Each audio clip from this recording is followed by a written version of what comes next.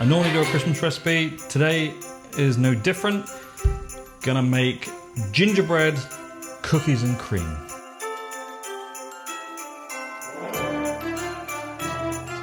So yeah, I've done Christmas recipes every year on the channel, whether that be Christmas pudding ice cream back in the UK. That was delicious. The first one was better actually than the second one, but that was store-bought Christmas puddings. And over here, this is how much they cost. And this is in two places actually. There's one was at Spruce Meadows Christmas Market, which is an excellent Christmas market in Calgary, actually the best Christmas market in southern Alberta. And the second one was at a British food store. Great little store for odds and sods that you can't get over here, but I'm not paying that much money for a Christmas pud. So it's going to be gingerbread, but this is what you will need. In here we have 4.5 grams of baking soda, 8 grams of ground cinnamon, 5 grams of ground ginger, 1 gram of ground cloves, and 3 grams of pink Himalayan salt. In here we have 165 grams of dark brown sugar, 170 grams of room temperature butter cut into pieces, 252 grams of fancy molasses, as it's called here, but it's just dark molasses, and finally 30 grams of milk. And here in our stand mixer we already have 375 grams of all-purpose flour. It smells great. Let's just get on and make. So into our flour we're going to add all our spices and our salt. We're going to add our sugar, and we're going to put this balloon whisk on and get it just mixed together. With our dry ingredients mixed together, any lumps of the sugar will have come out, and now it's time to put our butter in. So we're going to start adding this and just get it mixed together on low speed until it crumbles together to make a fine sand or mealy kind of texture. And with that now done, the last stage is to add our molasses and our milk in here slowly until it all comes together to create a dough.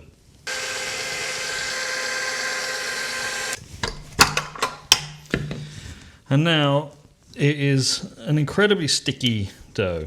So we need to get this into the fridge. We're going to get everything off this balloon whisk, and then what we're going to do is we're going to get it on some plastic wrap, cling film, kitchen foil, whatever you want to wrap it in is fine.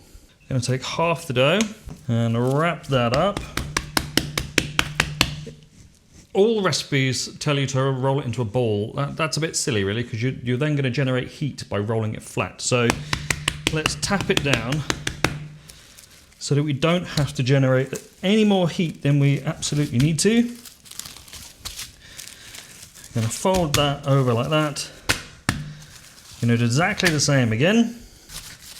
We're going to put both of those in the refrigerator for at least 24 hours. If you don't want to wait that long, you can put it in the freezer for about half an hour to 45 minutes, and that will harden the dough up enough for you to work. Anyway, I shall see you on Thursday. Our gingerbread cookie dough has been in the fridge for 2 days. What we're going to do is we're going to get the dough out. We've got our oven preheating to 350 Fahrenheit, which is what, 180 centigrade. We're going to take 1/2 of our gingerbread cookie dough out and cut them up.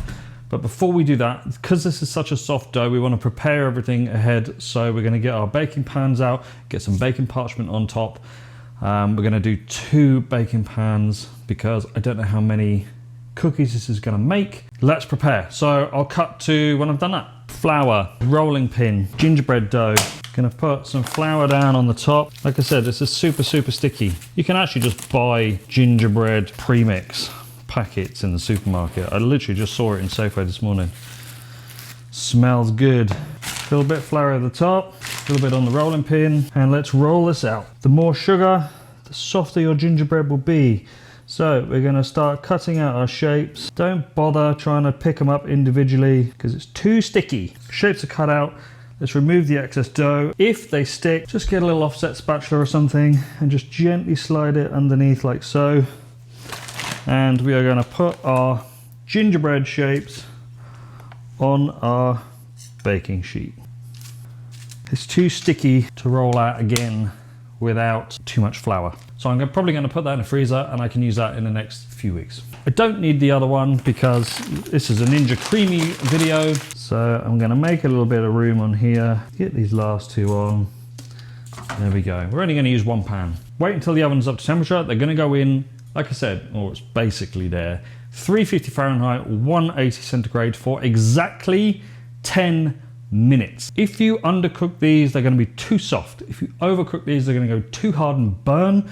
So we kind of want that somewhere in between. We want just enough chew so they keep their shape. Don't go super hard in our ice cream base. So 3, 2, 1.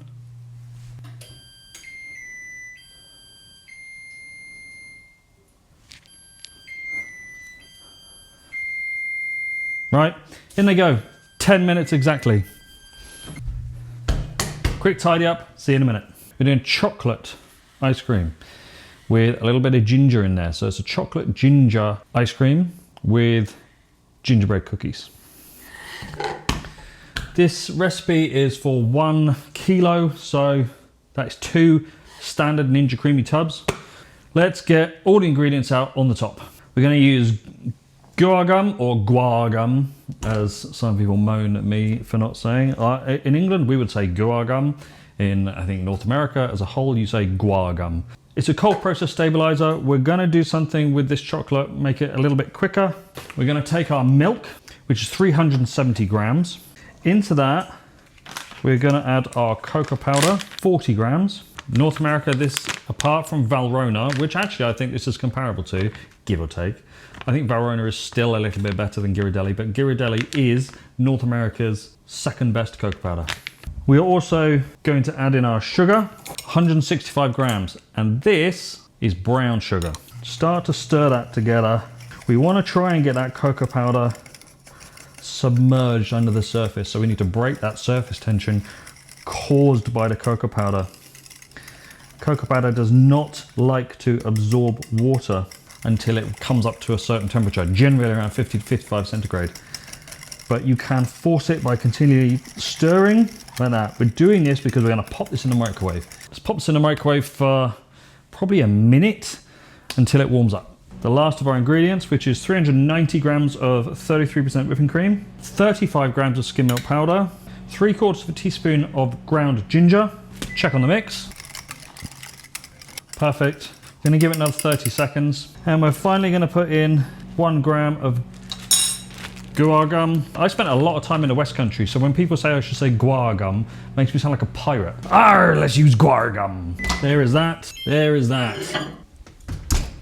Cookies are done. Throw that on the floor. We are now just going to stir these ingredients together. The guar gum sitting on top of the milk powder. Stir it together just before you mix it together. Guar gum, you got me bloody saying it now. Guar gum is quite easy to dissipate in liquid, much easier than others. And in we're gonna pour our chocolate liquor. Cream, the cold cream has instantly cooled down our base.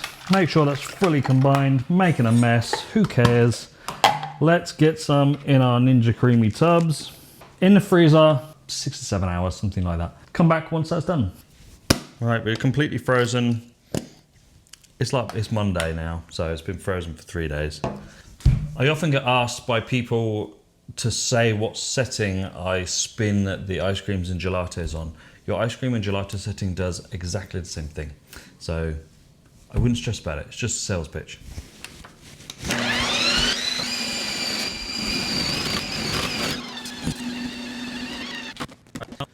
You can take one of your gingerbread cookies, break it up into pieces like that. Remember, these are chewy gingerbreads. They're meant to be like that. Put this back in. Run the mix-in stage.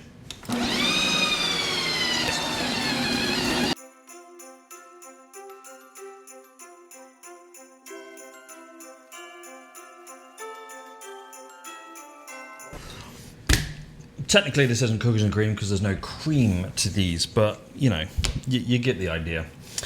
Ginger chocolate ice cream, gingerbread cookies. If you want to add more, then after you've done your spin, break off some of your pieces and just fold them in. Then you've got really big chunks of gingerbread. Let's take a proper spoonful. Yes. Super nice. That ginger undertone to the chocolate ice cream is perfect. Sets it off with a tiny little bit of spiciness. Really, really good. The gingerbread itself is delicious. Just enough spices in there to make it really pop without being overpowering by any one particular.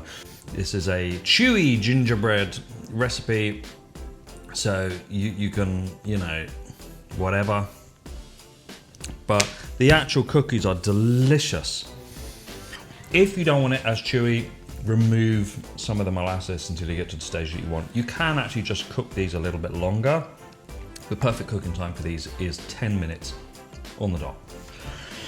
If you cook them for 11 and a half minutes, just make sure to keep an eye so they don't burn, but you will then dry out some more of that moisture during the cooking phase and they won't be as chewy.